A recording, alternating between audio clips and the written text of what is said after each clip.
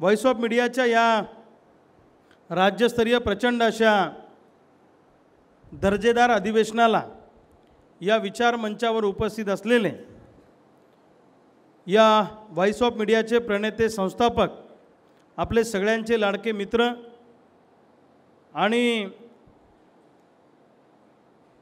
एक म्हण आहे ती कुत्र्याची शेपूट कधी सरळ होत नसते। एक वेळ कुत्र्याची वाकडी झालेली शेपूट सरळ होईल, पण संदीप काळेंनी बांधलेली संघटना कदापि मोडणार नाही याच्यावर मला ठाम विश्वास आहे। सगळ्या पत्रकारांना मोबिलाइज करणं आणि एकत्रित करणं हे काही साधं सोपं काम नाही आहे।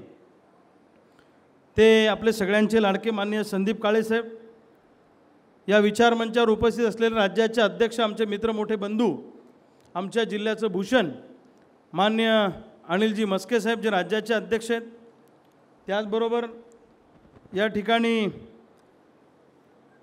या कार्यक्रमाचे स्वागताध्यक्ष माननीय गौरक्षनाथजी मदने, अमोलजी मतकर, त्याचबरोबर मुफ्ती हारून सईद साहेब, आमचे मित्र चेतनजी बंडेवार, भीमेशजी मुथुला, या आयोजनामध्ये अग्रेसर असलेल्या दिव्या भोसले, सन्मान्य विजयजी चोरडिया साहेब, बालाजी मारगुडे, मंगेशजी खाटीक, संजयजी पडोळे, आमचे बुलढाण्याहून आलेले अरुणजी जैन, लक्ष्मीकांत बगाडे, सिद्धार्थजी आराक, त्यांचे सगळे सहकारी, अरुणजी ठोंबरे, जितेंद्रजी जोशी गुजरातवरून आलेले आहेत, बन्सीलाल पांचाळे, हरियाणा आणि ओडिसाहून आलेले सर्वच व्हॉइस ऑफ मीडियाचे प्रतिनिधी आणि महाराष्ट्राच्या कान्याकोपऱ्यातून आलेले सर्व जिल्हाध्यक्ष आणि व्हॉइस ऑफ मीडियाचे प्रतिनिधी, सर्व पत्रकार बांधव, मी तुम्हाला मार्गदर्शन करावं इतका अजिबात मी काही मोठा नाही, परंतु गेल्या 22 वर्षापासून शेतकऱ्यांच्या संघटनेमध्ये काम करत असताना जे काय अनुभव वाट्याला आले, जे काय अनुभवाची शिदोरी आहे ती तुमच्यासमोर मोकळी करण्याचा प्रयत्न करतो। कुठल्याही स्टेजवर उभा राहताना माझ्या डोक्यात कधीच काय बोलावं बागलसाहेब याचा विचार माझ्या डोक्यात नसतो। मी मंचावर आल्यावर मला जे सुचल ते बोलायचा प्रयत्न करत असतो, जे हातून येईन ते मांडायचा प्रयत्न करत असतो। मी व्हॉइस ऑफ मीडियाचा या परिवारातला सदस्य म्हणून आज या ठिकाणी उपस्थित आहे, हे मला अत्यंत अभिमानानं आज सांगायचं आहे। की व्हॉइस ऑफ मीडियाच्या सगळ्या वाटचालीमध्ये सुरुवातीपासून सगळ्या घडामोडीमध्ये अनेक निर्णय घेताना मी तिथं उपस्थित होतो, त्यामुळं मी या परिवाराचा एक सदस्य आहे आणि मी नेता म्हणून नाही तर मी व्हॉइस ऑफ मीडियाचा परिवाराचा सदस्य म्हणून आज या ठिकाणी उपस्थित आहे।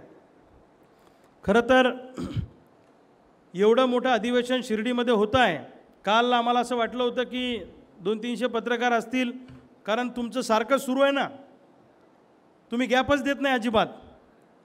हे अधिवेशन झालं की ते अधिवेशन, हे झालं की ते, सारखं सातत्यानं सुरू आहे आणि व्हॉइस ऑफ मीडियाच्या माध्यमातून खऱ्या अर्थानं पत्रकारांचा व्हॉइस राज्य आणि केंद्र सरकारच्या कानावर आदळण्याचं काम या अधिवेशनाच्या माध्यमातून तुमच्या विविध आंदोलनातून सातत्यानं होत आलेलं आहे। कमी दिवसामध्ये इतकी चांगली शिस्तबद्ध संघटना उभी राहू शकते याचं उदाहरण म्हणजे हे व्हॉइस ऑफ मीडिया आहे असं माझं स्पष्ट मत आहे। कारण एखादी संघटनेची जेव्हा मुहूर्तमेढ रोवल्या जाते तेव्हा 2 दशकं 3 दशकं जातात, तेव्हा त्या संघटनेला एक मूर्त स्वरूप येतं। पण तुमची अशी एक संघटना आहे की ही संघटना अतिशय कमी दिवसामध्ये एकत्रित आलेली आहे आणि पत्रकारांना एकत्रित करण्याचं कौशल्य काही साधं सोपं काम नाही। कारण तुम्ही खूप नेते बघितलेले असतात, खूप नेते तुमच्यासमोर मोठे होताना बघितलेले असतात, खूप लोकांचा डाऊनफॉल तुम्ही बघितलेला असतो आणि म्हणजे तुम्हाला जमवणं किंवा तुम्हाला पटवणं हे काही साधं सोपं काम नाही, एवढंच मला सांगायचं आहे। कारण आमच्यासारखे अनेक नेते उभं करण्याचं काम या राज्यामध्ये विस्थापितांना उभं करण्याचं काम पत्रकारांनी केलेलं आहे आणि मी आवर्जून सांगतो, मी ही लोकसभेची निवडणूक लढलो यावेळी बुलढाण्याची, मी इंडिपेंडंट लढलो, माझ्यासोबत पक्षभिक्षा नव्हता, मी फक्त माझा फोटो लावला आणि इलेक्शन लढलो। मी फार कमी फरकानं लोकसभेला यावेळेला बुलढाण्यात पडलो। त्यावेळी माझे विरोधक माझ्यावर आरोप करायचे हे पत्रकारांचा प्रॉडक्ट आहे, तर मी अभिमानानं सांगितलं की हो, मी पत्रकारांचा प्रॉडक्ट आहे, मला याचा गर्व आहे, मला याचा अभिमान आहे। विस्थापितांच्या पाठीवर थाप टाकण्याचं काम, विस्थापितांना ताकद देण्याचं काम महाराष्ट्राच्या देशाच्या पत्रकारितेनं स्वातंत्र्य चळवळीपासून केलेलं आहे। आम्ही चळवळी करतो, आम्हाला कोण वाली आहे? एक तर प्रस्थापित नेते आमच्या विरोधात असतात, सरकार आमच्या विरोधात असतात, घरी रात्री आल्यावर जेवण मिळेल का नाही ही शंका असते. तुमची तीच परिस्थिती आहे, ती काही वेगळी नाही. तर अशा परिस्थितीमध्ये पत्रकारांनी ज्यावेळी आम्हाला कोणी ओळखत नव्हतं त्यावेळी एक ओळख निर्माण करून देण्याचं काम या राज्यामध्ये केलं. बुलढाण्याचीच पत्रकारिता तर त्यात आहेच, पण महाराष्ट्राच्या पत्रकारांनी सुद्धा आमच्यासारख्या चळवळीतल्या कार्यकर्त्यांना सांभाळलं आणि मला याचा अभिमान आहे. त्यामुळे त्यांचे आरोप मी नेहमी हसत खेळत घेतले आणि मी अभिमानानं कायम सांगत असतो. म्हणजे तुम्हाला विश्वास बसणार नाही, या बुलढाण्याच्या पत्रकारांनी माझ्याकडे फिरायला गाडी नव्हती तर मला एक 32 लाखाची गाडी लोकवर्गणीतून उभी करून दिली 2 वर्षापूर्वी आणि 2-3 वर्ष झाले असतील कदाचित आता. तर व्हॉइस ऑफ मीडियाची नुकती त्यावेळेला सुरुवात झाली होती. मी आत्ता मस्के साहेबांच्या कानात म्हटलं, ती गाडी घेऊन मला पत्रकारांनी पुढाकार घेतला, एक 32 लाखाची इनोवा गाडी दिली. एक कृतज्ञता सोहळा माझा अत्यंत कमी वयामध्ये घेतला. कृतज्ञता सोहळा हा 80-90 होत असतो, यांनी माझा फार कमी वयात घेतला. मला वाटतं 36च वर्ष वय असेल माझं तेव्हा. चळवळीमध्ये 20 वर्ष काम पूर्ण केल्याबद्दल यांनी कृतज्ञता सोहळा ठेवला. त्या कार्यक्रमाला संदीप काळे सर गेस्ट होते, कवी विठ्ठल वाहक होते, पोपटराव पवार होते, सगळे होते. तिथं या सगळ्या पत्रकारांचा मेळा झाला आणि तिथून खऱ्या अर्थानं त्या कार्यक्रमाचं निमित्त आणि त्या कार्यक्रमातून जो गेर पडला तो अजून सुसाट पडला आणि लगेच तो कार्यक्रम झाल्यावर बुलढाण्यामध्ये पत्रकारांचा 400 पत्रकारांचा विमा काढण्याचा कार्यक्रम बुलढाण्याच्या पत्रकारांनी घेतला आणि बुलढाणा पॅटर्न नंतर सगळ्या महाराष्ट्रामध्ये गेला. हे सांगताना मला अभिमान वाटतो. तर असं आहे की अधिवेशनामधून बैठकांमधून अनेकांच्या भेटीगाठी होतात, विचाराचं आदानप्रदान होतं आणि काहीतरी त्यातून नवनिर्माण होत असतं. तर मी तुम्हाला सांगतो, त्या गाडीचं नाव पत्रकारांनी लोकरथ दिलं आहे. माझ्या गाडीला लोकरथ, कारण लोकांनी दिलेला रथ आहे. मी आत्ता विनोदानी यांच्या कानात म्हटलं की लोकरथाचा कार्यक्रम जसा माझ्या पथ्यावर पडला तसा सगळ्यांच्याच पथ्यावर पडला आहे, कारण अतिशय ताकदीनं ते काम त्या ठिकाणी विदर्भामध्ये सुरू झालं. मला हे सांगताना अभिमान वाटतो. पत्रकारांचं जगणं आणि आमच्यासारख्या चळवळीतल्या कार्यकर्त्यांचं जगणं सारखंच आहे. मी असं मानतो की प्रत्येक पत्रकारामध्ये एक कार्यकर्ता दडलेला असतो आणि प्रत्येक चळवळीतल्या कार्यकर्त्यामध्ये एक पत्रकार दडलेला असतो. पत्रकार हा संवेदनशील असतो. पत्रकार हा दुसऱ्याच्या दुःखामध्ये त्याच्या पाठीशी उभा राहणारा असतो आणि चळवळीतला कार्यकर्ताही तसाच असतो. चळवळीतल्या कार्यकर्त्याचं खडतर जगणं आणि पत्रकाराचं खडतर जगणं हे सारखंच आहे. एक तर तुम्ही सगळ्या प्रस्थापितांना अंगावर घेत असता आणि पूर्वीसारखी आता पत्रकारिता राहिली नाही. पूर्वीचे नेते हे स्पोर्टली सगळ्या गोष्टी घ्यायचे. आता जर एक लाईन जरी विरोधात आली तर तुमच्याशी ते महिनाभर बोलत नाही किंवा तुम्हाला जाहिराती द्यायचं बंद करतात. म्हणजे संकुचित मनाचे नेते अलीकडच्या नव्या पिढीमध्ये तयार झालेले आहेत. मला या व्हॉइस ऑफ मीडियाच्या स्टेजवरून महाराष्ट्रातल्या तमाम नेत्यांना सांगायचं आहे की पूर्वीच्या 3-4 दशकापूर्वी जसं राजकारण होतं की विरोधात जरी लिहिलं तरी त्या पत्रकाराच्या लेखणीचं कौतुक करणं हे त्या काळातले नेते करायचे. तर मला असं वाटतं असा मनाचा मोठेपणा आमच्यासारख्या सगळ्या नेत्यांनी ठेवला पाहिजे. तुम्ही 99 बातम्या चांगल्या लिहिता, आम्हाला फार गोड वाटतं, पण एखादी बातमी जर का आमच्या विरोधात आली तर आम्हाला रात्री झोप लागत नाही, तुमचा राग येतो आम्हाला. म्हणजे मला नाही बरं, पण आमच्या जमातीला. तर मला असं वाटतं की त्या 99 चांगल्या लिहिलेल्या बातम्यांकडे आमचं लक्षच नसतं. म्हणून मला असं वाटतं की आमचे कान टोचणारे सुद्धा कोणीतरी असले पाहिजे. आम्हालाही भीती वाटली पाहिजे एखादं चुकीचं काम करताना की अशा पद्धतीची पत्रकारिता असली पाहिजे आणि ती तुम्ही ठेवता. मला असं वाटतं सर्वोच्च न्यायालयाच्या न्यायाधीशांना सुद्धा पत्रकार परिषद घेऊन सांगावं लागलं की लोकशाही धोक्यात आहे. काही वर्षांपूर्वी या देशामध्ये जर विश्वास आत्ता कुणावर असेल तर फक्त तुमच्यावर आहे. लक्षात ठेवा, पत्रकारांवर आहे. एखाद्या शेतकऱ्याच्या शेतात जर काही झालं किंवा त्याला काही अडचण आली तर पहिला फोन तो पत्रकारांना करतो आणि दुसरा फोन आम्हाला करतो. एवढा विश्वास पत्रकारांवर आहे. पण या पत्रकारांचं जगणं कुणी समजून घेणार आहे की नाही घेणार आहे? माणूस म्हणून पत्रकारांकडे कुणी बघणार आहे की नाही बघणार आहे? कोरोनाच्या काळामध्ये कॉस्ट कटिंगमध्ये किती पत्रकारांना घरी बसावं लागलं. वयाच्या 25-25 वर्ष तुम्ही पत्रकारिता केली, 30-30 वर्ष पत्रकारिता केली आणि अचानक तुम्हाला सांगितलं की उद्यापासून तुम्ही येऊ नका, तुम्हाला सांगतो आत्महत्येशिवाय आपल्या डोळ्यासमोर दुसरा पर्याय उभा राहत नाही. अशी विपरीत परिस्थितीतून अनेक पत्रकार मंडळी आमची या कॉस्ट ऑफ कटिंगच्या काळामध्ये गेलेले. कंपन्यांना काय आहे, त्यांना कमी कर्मचारी कमी पगारामध्ये जास्तीत जास्त बिझनेस कसा होईल.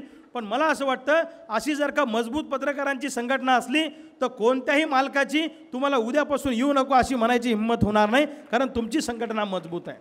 आणि या देशामध्ये जो जो घटक संघटित आहे त्या घटकाचा मेळ लागलेला आहे, आणि जो जो घटक संघटित नाही त्याचा पुरा मेळ पांगेला आहे. म्हणजे आता पहा ना तुम्ही, सरपंच लोकांनी आझाद मैदानावर 1 दिवसाचं आंदोलन केलं तर सगळे नेते सरपंचांना भेटायला गेले. हे सरपंच सगळे वेगळ्या वेगळ्या पक्षाचे आहेत, पण त्यांची एक मजबूत संघटना आहे म्हणून सगळ्या नेत्यांना आझाद मैदानावर जावं लागलं. तसं तुमच्या व्हॉइस ऑफ मीडियाच्या माध्यमातून पत्रकारांची एक मजबूत संघटना संदीप काळे सरांच्या नेतृत्वाखाली मार्गदर्शनाखाली उभी राहिली. त्यामुळे मला असं वाटतं की नेत्यांचा पत्रकारितेकडे बघण्याचा दृष्टिकोन बदलेल. इथं आमच्या बुलढाण्याच्या टीमने 4 दिवसापूर्वी स्वरविहार नावाचा एक कार्यक्रम घेतला. एक पत्रकार कल्याण निधी उभा केला, कदाचित त्याचा उल्लेख काल झाला असेल, झाला की नाही मला माहीत नाही. पण तुम्हाला सांगतो, आता मी तर रसिकच आहे, मला साहित्य गझल गाणे कविता मी त्याच प्रांतातला आहे. मी सुरुवातीपासून त्या कार्यक्रमात बसून होतो शेवटपर्यंत. पण आमच्या जिल्ह्यातले सगळे आमदार सुरुवातीपासून शेवटपर्यंत त्या कार्यक्रमात नेते मंडळी बसून होती. त्यातला त्यांना काही कळत नव्हतं, पण ते सगळे तुमच्या पत्रकाराच्या धाकानं बसून होते.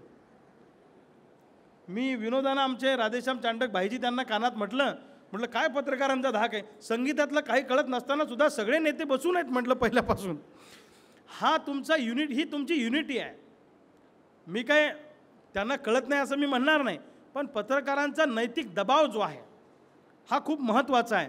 आणि पत्रकारिता जिवंत राहणं या देशासाठी किती आवश्यक आहे हे तुम्हाला आम्हाला अलीकडच्या काळात माहीत आहे. मला असं वाटतं अलीकडच्या काळातली क्रांती ही काय फक्त आंदोलनं करून किंवा रस्त्यावर उतरूनच झाली पाहिजे असं नाही. अलीकडच्या काळात बोलणं ही सुद्धा खूप मोठी क्रांती आहे. जो बोलला त्याला तुरुंगात टाकतात, जो बोलला त्याच्या मागे ईडी लावतात, जो बोलला त्याच्या चौकशा लावतात. माझ्यावर तर 100च्या वर पोलीस केसेस आहेत. तुम्ही म्हणसाल काय मुंबईला खिशी कापतो काय लोकांचे? नाही, हे असंच. पण सुदैवानं माझी बायको वकील असल्यामुळं मला फी द्यायचं काम नाही. मी ते बजेट बरोबर बसून गेलं आहे. मी बी संदीप काळे सर सारखा बरोबर माइंड लावून कार्यक्रम करतो. बायको वकील आहे, फी द्यायचं काम नाही, केसेस किती झाल्या तरी चिंता नाही, कागद तिकिटाचे सुद्धा मला पैसे द्यावं लागत नाही. शेकडो केसेस आमच्यावर केल्या. मध्यंतरीच्या काळामध्ये मला 1 वर्ष तुरुंगात ठेवा असं इतका प्रयत्न केला सरकारने, पण आमच्या पत्रकारांनी माझ्या पाठीशी खंबीर उभं राहिल्यामुळं मला जेलमध्ये जाण्यापासून थांबलो. एवढी ताकद पत्रकारितेमध्ये आहे. मी म्हणणाऱ्या नेत्यांना नाक घासायला लावते पत्रकारिता. त्यामुळं पत्रकारांना जपणं ही फक्त व्हॉइस ऑफ मीडियाची जबाबदारी नाही, तर पत्रकारांना जपणं ही समाजातल्या प्रत्येक घटकाची जबाबदारी आहे, हे मानणारा मी कार्यकर्ता आहे. आणि कधीतरी आमच्यासारख्या नेत्यांनी पत्रकारांचं जगणं पण जवळून अनुभवलं पाहिजे ना. आज पत्रकारिता करत असताना पगार मिळायचे कार्यक्रम फार कमी झाले. तो कसा जगतो, त्याच्या घरी किराणा जातो की नाही जातो, त्याचा पोरगा कोणत्या शाळेत शिकतो, त्याचा आर्थिक स्तर काय आहे. मला असं वाटतं तुम्ही पत्रकारिता करता तर काही फक्त पैसे मिळण्यासाठी करत नाही किंवा पगार मिळण्यासाठी करत नाही. जसा कार्यकर्त्याला एक किडा असतो तसा पत्रकाराला एक विद्रोहाचा किडा असतो. हा विद्रोहाचा किडा, हा बंडाचा किडा हा काही आपल्याला शांत बसू देत नाही. आणि तुम्ही दरवर्षी ठरवता की आता पत्रकारिता सोडायची आहे, नवीन बिझनेस करायचा आहे, पण तुमचं काही सुटत नाही. कारण आता बस झालं बा, खूप वर्ष केलं, आता जरा नवीन काहीतरी करू.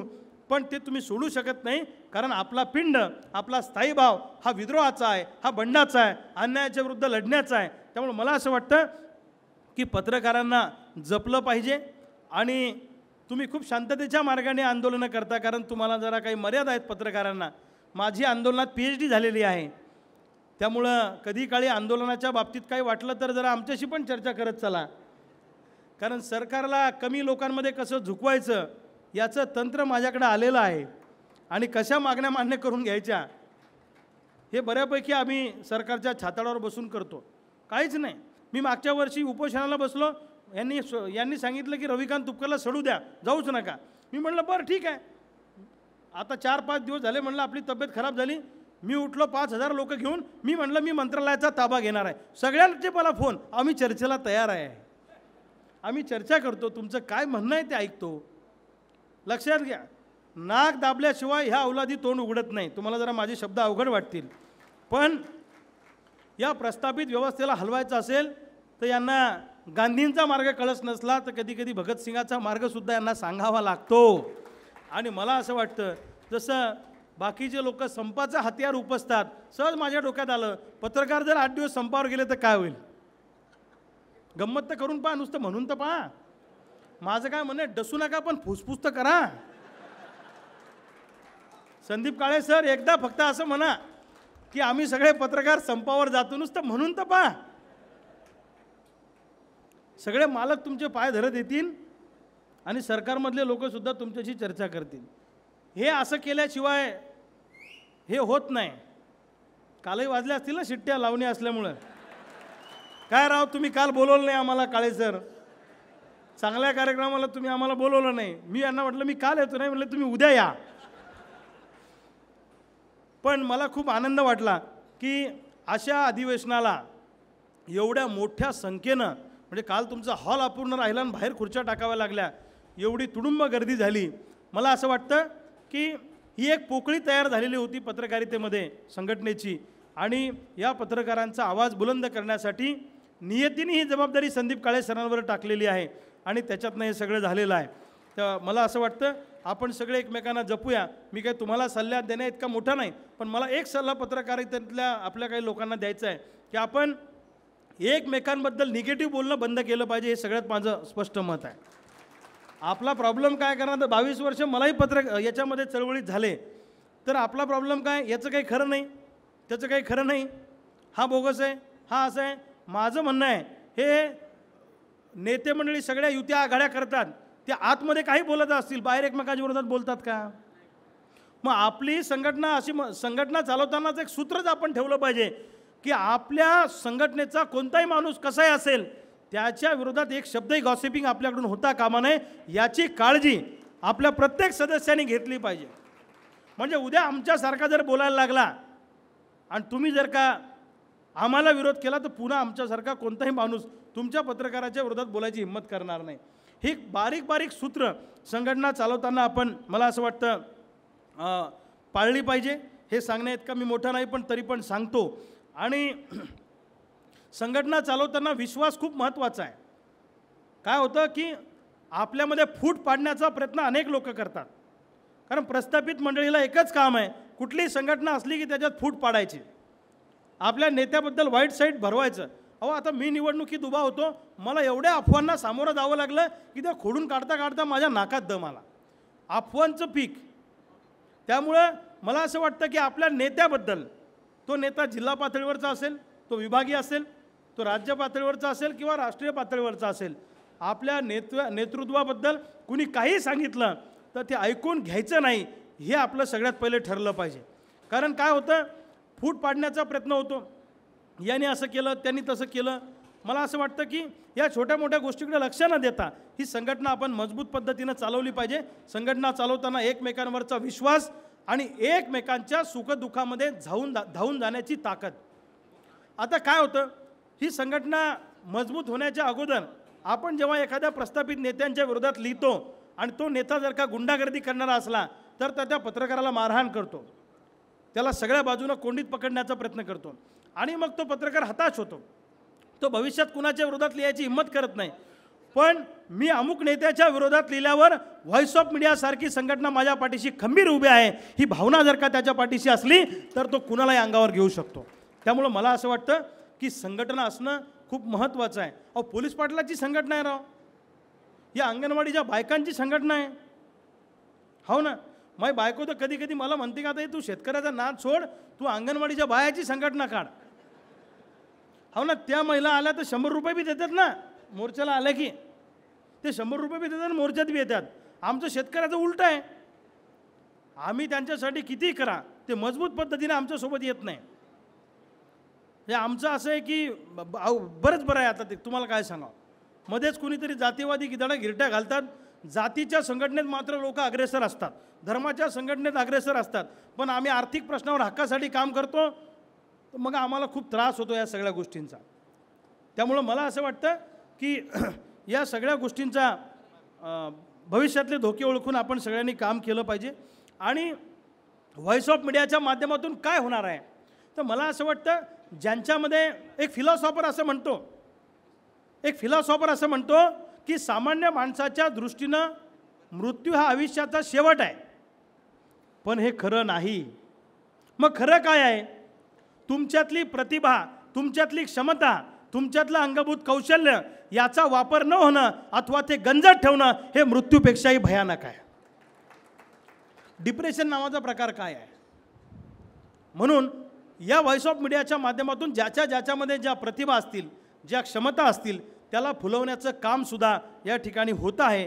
ही चांगली बाब आहे.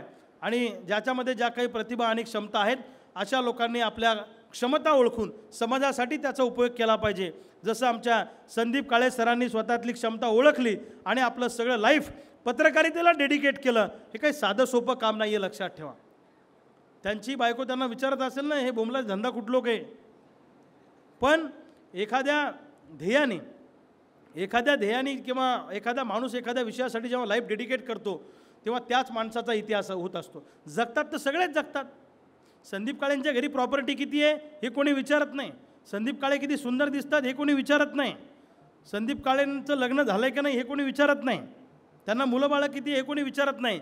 त्यांचं कर्तृत्वाला आपण सगळे लोक सलाम करतो म्हणून आपण इथं आलेलो आहे, लक्षात ठेवा. याचा अर्थ असा आहे की समाजामध्ये आपलं कर्तृत्व काय आहे याला समाजामध्ये किंमत आहे. तुम्ही कोणत्या जातीत जन्माला आले, धर्मात जन्माला आले याला फारसं महत्त्व नाही. मग मला असं वाटतं की एखादा माणूस आपलं लाईफ जर एखाद्या विषयासाठी डेडिकेट करत असेल तर त्याच्या पाठीशी उभं राहणं हे तुमचं आमचं सगळ्यांचं काम आहे आणि ते ताकदीनं झालं पाहिजे असं मला वाटतं. आणि ते जर का झालं नाही तर नव्यानं पुन्हा कुणी संदीप काळे जन्माला येणार नाही तुम्हाला सगळ्यांना एकत्रित करायला. म्हणून समाजातल्या विस्थापित लोक जे आहेत, जे प्रस्थापितांच्या विरोधामध्ये लढतात, अशा लोकांच्या पाठीशी उभं राहण्याचं काम आपण सगळ्यांनी केलं पाहिजे असं मला वाटतं. शहीद भगतसिंग जेव्हा फासावर जात होते तेव्हा शहीद भगतसिंगाची आई तेव्हा ज्यांना भेटायला येणार होती तेव्हा त्यांनी आईला निरोप दिला की आई तू भेटायला येऊ नको, तर तू जर भेटायला आली तर तुझ्या डोळ्यात पाणी येईल आणि तुझ्या डोळ्यातलं पाणी जर देशातल्या मायमावल्यांनी बघितलं की भगतसिंगाची माय रडते आहे हा संदेश देशामध्ये चुकीचा जाईल. म्हणून आईला भेटायला सुद्धा त्यांनी येऊ दिलं नाही. अशा पद्धतीचे क्रांतिकारक आपले होते. मला असं वाटतं या व्हॉइस ऑफ मीडिया ही संघटना जी आहे ही पत्रकारांच्या स्वातंत्र्याचा लढा तुम्ही उभा केला आहे आणि त्या लढ्यातले तुम्ही क्रांतिकारक आहात, लक्षात घ्या. त्यामुळं आपलं जगणंसुद्धा क्रांतिकारकासारखंच असलं पाहिजे या मताचा मी आहे. जरा प्रमाणापेक्षा जास्त बोललो असेल तर वाईट वाटलं तर वाटलं, माझं त्यात काय. जे वाटलं ते वाटलं.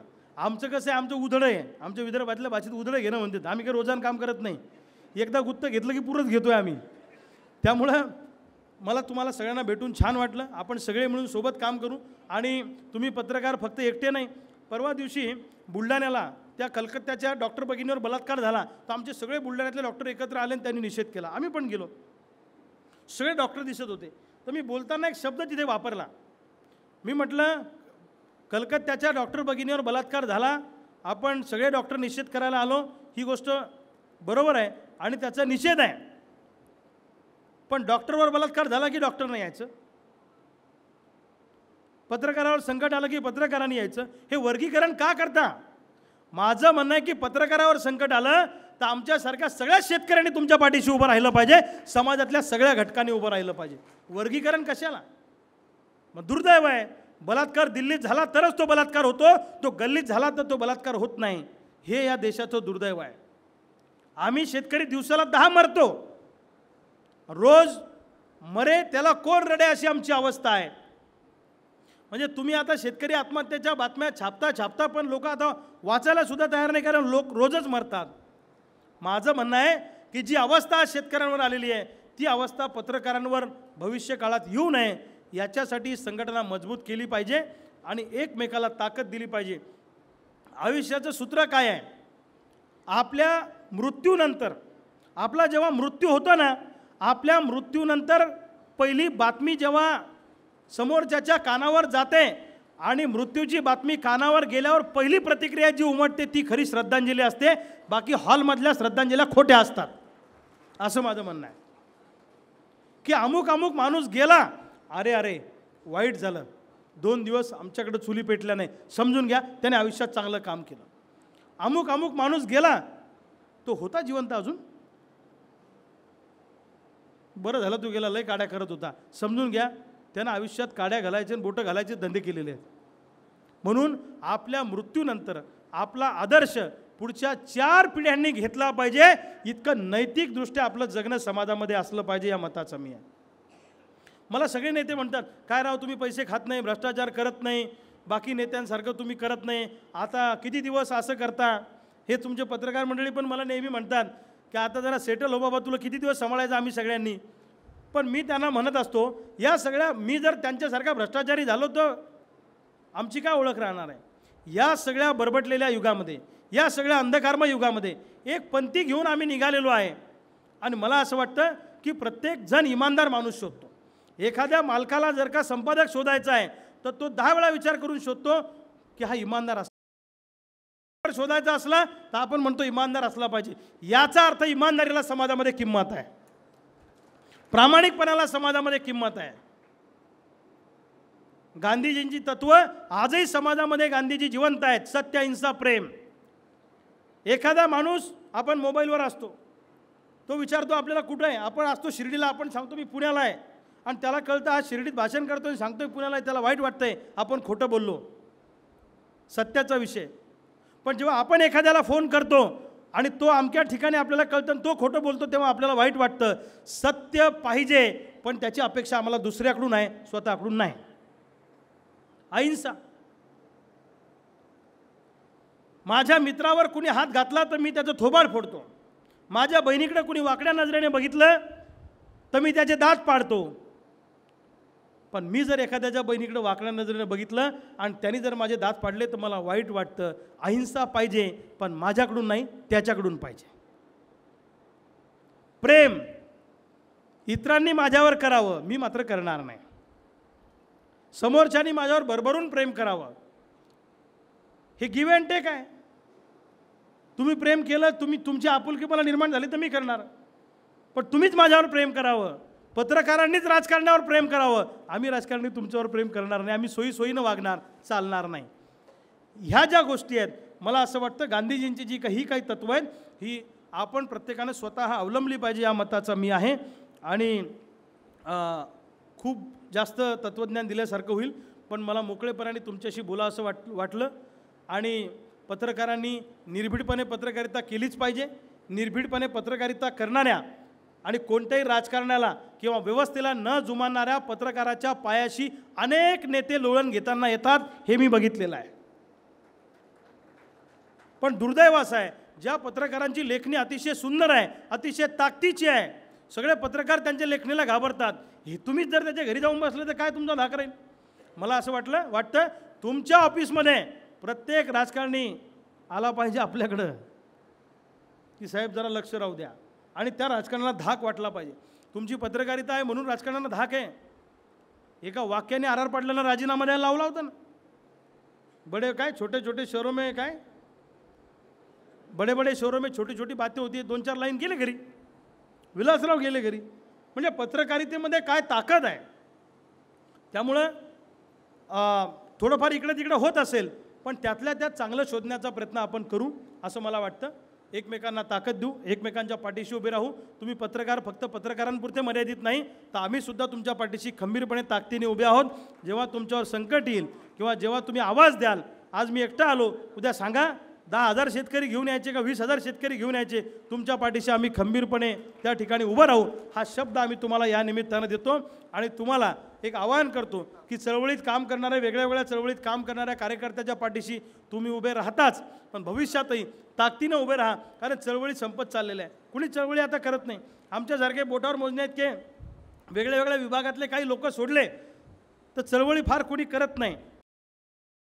चळवळी करणारे पोरं तयार झाले पाहिजे, चळवळी करणाऱ्या पोरी तयार झाल्या पाहिजे आणि त्यांच्या पाठीशी पत्रकारांनी ताकदीने उभं राहिलं पाहिजे अशी मी अपेक्षा व्यक्त करतो. व्हॉइस ऑफ मीडियाच्या माध्यमातून अनेक उपक्रम तुम्ही राबवताय. 5,000 लोकांचा विम्याचं संरक्षण तुम्ही या राज्यातल्या पत्रकारांना दिलं आहे. हे काम खरं तर सरकारचं आहे. सरकारनं महामंडळाची घोषणा केली, पण ते कधी होईल आता मस्के साहेब मला माहीत नाही. केली का घोषणा? पुढं काय त्याचं? पुढं काही नाही. तर हे तर सरकार तर घोषणावालंच आहे, परंतु मला असं वाटतं की सातत्यानं आंदोलनं आणि चळवळी होत राहिल्या तर त्याचा दबाव निर्माण होत राहिले आणि तुम्हाला भरपूर काही मिळेल. पुढचे वक्ते आलेले आहेत त्यामुळं मी माझं आवडतं घेतो, पण एकच सांगतो, राह में खतरे बहुत है ठहरता कौन है. राह में खतरे बहुत है ठहरता कौन है. मौत कल क्यों आज आ जाए डरता कौन है. तेरे लश्कर के मुकाबिल मैं अकेला हूं मगर फैसला मैदान में होगा मरता कौन है. फैसला मैदान में होगा मरता कौन है. कमी दिवस जगा पण असं जगा की पुढच्या 4 पिढ्यांनी आपलं नाव घेतलं पाहिजे आणि आपल्यावर सुद्धा कुणीतरी पुस्तक लिहिलं पाहिजे. अशा पद्धतीचं आपलं जगणं असलं पाहिजे. तुम्ही तिकडे पाहू नका, तुम्ही माझ्याकडे बघा. पाहुणेच आहेत, तुम्हाला भेटणारच आहेत. आपला प्रॉब्लेम काय माहिती आहे का, जेव्हा जे करायचं तेव्हा ते कधीच करत नाही. आता मी बोलतोय, मला ऐकायचं तर तुम्ही ताईकडे बघताय. ताई आता भाषण करणारच आहे, तुमचंच नाही, हे आमचाही प्रॉब्लेम आहे. आयुष्यात जेव्हा जे करायचं तेव्हा ते कधीच करायचं नाही, ते निघून गेल्यावर मग करायचं. साप गेल्यावर काठी मारायची नाही आणि रात्र निघून गेल्यावर सोंग काढायची नाही. जेव्हा जे करायचं तेव्हा तेच करायचं. त्यामुळं असं जगूया, पत्रकारितेत असो की कुठल्याही क्षेत्रात असो, असं जगूया की पुढच्या 4 पिढ्यांनी आपल्या नातवांनी सुद्धा आपलं नाव घेतलं पाहिजे. तुम्ही आता म्हातारे झाले, म्हातारे होऊन तुम्ही काठी टेकून ओट्यावर बसलेले आहे आणि तुमचं नातू शाळेतून दुपारच्या सुट्टी जेवायला आलं 4थीतलं आणि जेवायला आल्यावर त्याने विचारलं, आजोबा जेव्हा आपलं स्वातंत्र्याचं आंदोलन पेटलं होतं का पत्रकारांचं आंदोलन पेटलं होतं, अशी एक लढाई उभी राहिली होती, आम्हाला शाळेत इतिहास शिकवला, तेव्हा आजोबा तुम्ही कुठं होते. बाळा, मी पोलिसाचा मार खायच्या धाकानं मी घराचा दरवाजा लावून घरात होतो. मायच्यान ते पोरगं तुमच्या तोंडावर थुकल मुतल. पण तुम्ही जर का म्हटलं की संदीप काळेंनी जी लढाई पत्रकारांची उभी केली आणि त्यावेळी जे आंदोलन झालं त्या लढाईमध्ये तुझा आजोबा होता, मी पोलिसाचा मार खाल्लाय, 80 नंबरच्या पानावर 7व्या नंबरवर तुझ्या आजोबाचं नाव लिहिलंय. मायच्यान त्या पोराची कॉलर टाईट होईल, ते गर्वानं जाऊन शाळेत सांगेल, माझा आजोबा होता त्याच्यात, माझा बाप होता त्याच्यात. पुढच्या 4 पिढ्यांची कॉलर टाईट झाली पाहिजे, असं आपलं जगणं असलं पाहिजे. एवढंच या निमित्तानं सांगतो. आतून पेटलो पण हळूवार बोलतो मी, आतून पेटलो पण हळूवार बोलतो मी, काही विशेष नाही व्यवहार बोलतो मी, बेमान जाहलेला एक नाग ठेचू, येत्या नव्या युगाचा निर्धार बोलतो मी, येत्या नव्या युगाचा निर्धार बोलतो मी. धन्यवाद. जय हिंद, जय महाराष्ट्र.